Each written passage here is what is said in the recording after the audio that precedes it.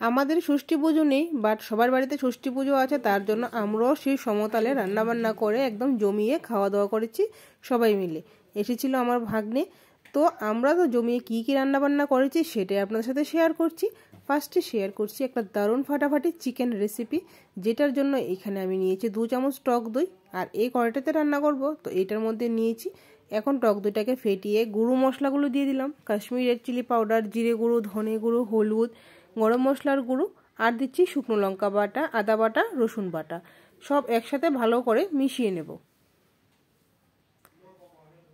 এখন যতটুকু পরিমাণে তেল লাগবে আমার সেই অনুযায়ী তেলটাকে গরম করে মশলাটার মধ্যে দিয়ে দিয়েছি।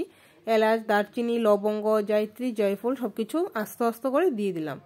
এখন মাংসের পিসগুলিকে দিয়ে দিচ্ছি, আর পিসগুলির মধ্যে ছিল বেশিরভাগই লেগ পিস ছিল, আর সবগুলি পিস মোটামুটি বড় বড় সাইজের ছিল। টেস্ট অনুযায়ী নুন দিয়ে দিলাম, দিয়ে এখন হাতের সাহায্যে ভালো করে ম্যারিনেট করে নিতে হবে। মাংস ম্যারিনেট হয়ে গেছে, 1 ঘন্টার জন্য ঢাকনা দিয়ে রেখে দেব, তারপর বাকি কাজ আমি করে নেব।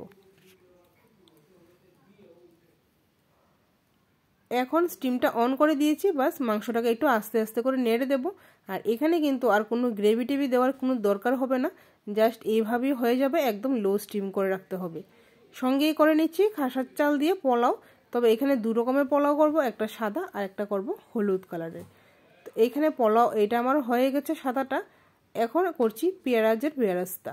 আর এই পেঁয়াজের বেরেস্তাটার জন্য জাস্ট পেঁয়াজটাকে অল্প একটু তেল দিয়ে হালকা করে ব্রাউন করে নিয়েছি। এইটাকে পেস্ট করে শিলনোড়ায় দিয়ে দেব মাংসর মধ্যে। বেশ অনেকটা জল ছেড়ে দিয়েছে, মশলা পেস্ট করে দিয়ে দিলাম, দিয়ে একদম লো স্টিম করে রেখে রেখে নাড়তে হবে।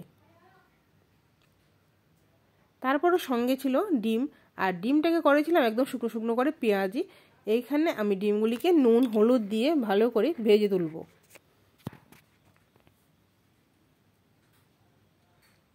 কড়াইতে এই তেলটার মধ্যে দিয়ে দিলাম অনেকটা পেঁয়াজ, এখন দিয়ে দেবো আদা, জিরে, গোটা ধনে, রসুন সব কিছু একসঙ্গে শিলনোড়ায় বেটে দিয়ে দিয়েছি।